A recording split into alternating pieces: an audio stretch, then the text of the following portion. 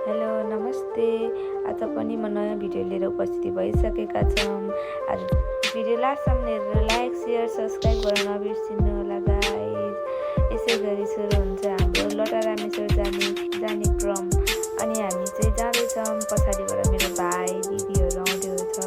अनि हामी लामो यात्रा गर्दा थाकिसकेका थियौँ। अनि कुराहरू गर्दै त्यहाँपछिबाट आइफोन खाली है भनेर यस्तो चस्मा खोलेर हिँडेको थियो बाहिर। अनि त्यहाँबाट हामी गेटमा आइपुग्यौँ। लटा रामेश्वरको गेटमा आइपुग्यौँ। अनि यहाँबाट चाहिँ लट्ठीहरू लिएर जान पर्ने हुन्छ कि यहीँदेखिबाट आफ्नो लागि लट्ठीहरू सेलेक्ट गरेर म चाहिँ कस्तो देखाएको छु भनेर।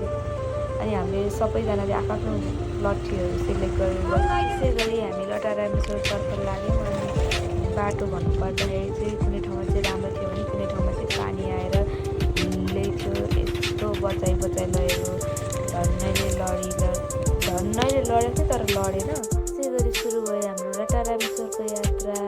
अनि हामी चाहिँ हिँड्ने ठाउँ आइसक्यो। यहाँ हिँड्दा थाकेर बसेको। म चाहिँ त्रिशुल बोकेर हिँडिरहेको। त्रिशुल चाहिँ लटा रामेश्वरमा चढाउने भनेर मेरो भाइले बनाएको त्रिशुल हो। अनि म चाहिँ खाली खुट्टा हिँड्दा थिएँ। म चाहिँ स्कुटी पार्क गरेरसम्म हल्का माथिसम्म मैले जुत्ता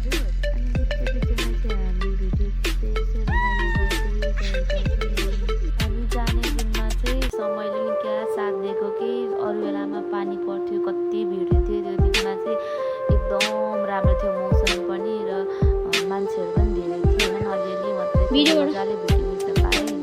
यसै गरी हामी चाहिँ खाली खुट्टा लटा रामेश्वरको यात्रातिर लाग्दै थियौँ। अनि आधी बाटो जति आइपुग्यो हामी चाहिँ। अनि बिचमा बसेर यसो चिसो खाएको। अनि मौसम कति राम्रो हेर्दै हामी अरू मान्छेहरू 2.5 घन्टा 3 घन्टा पुग्छौँ भने हामी 5 घन्टामा पुगेको के। किनभने सिनहरू यति राम्रो आएर चाहिँ फोटो खिच्दै भिडियो गर्दै। हामी चाहिँ 4 जना दिदी बहिनी अनि त्यहाँ 2 जना भाइ गएको थियौँ। अनि यसै क्रममा हामी जाँदै जङ्गलमा बाघ आउँछ कि भनेर डर चाहिँ हल्का लागिरहेको थियो क्या। तर आउँदो रहेछ, बाँदर चाहिँ आउँदो रहेछ। त्यही पनि गयौँ, रमाइलो भयो। 4 घन्टा 5 घन्टा पछिको खुसी क्या यो चाहिँ। फाइनली हामी लटा रामेश्वर महादेवको नजिकै पुगिसकेका थियौँ क्या। अनि यहाँ चाहिँ अलिअलि फोटोहरू खिच्यौँ। फाइनली हामी मन्दिर पुग्यौँ र हामीले पूजा गऱ्यौँ। त्यहाँनिर घन्टी बजायौँ। अनि त्यहाँपछि गरेको त्यहाँनिर सिनहरू। अनि हामी चाहिँ मन्दिर पुगेर पूजा गर्दाखेरि पूजा गरेर फर्किँदाखेरि सबैजना आफ्नो फोटो खिचाउँछन्।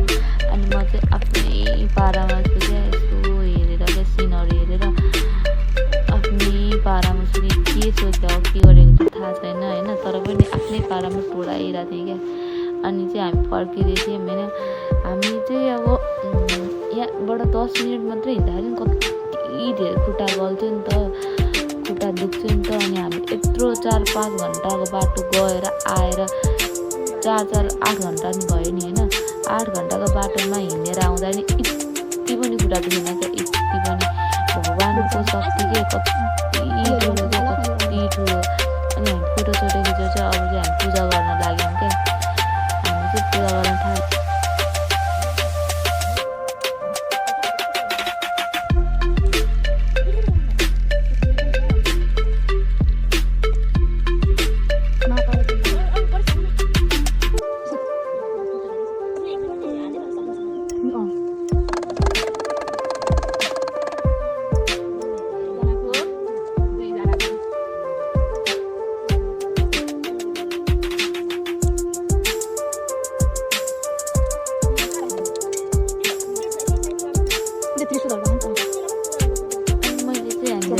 पनि राखेको थिएँ किनभने मेरो भाइले बनाएको थियो त्रिशुल चाहिँ। अनि ऊ आएर गाड्ने भनेर राखिदिने भनेको थियो। ऊ आउनु आएन। अनि त्यसैले उसको सट्टा मैले ल्याएर त्रिशुल चढाएको। अनि त्यहाँबाट हामी त्रिशुलमा पनि पूजा गऱ्यौँ। अनि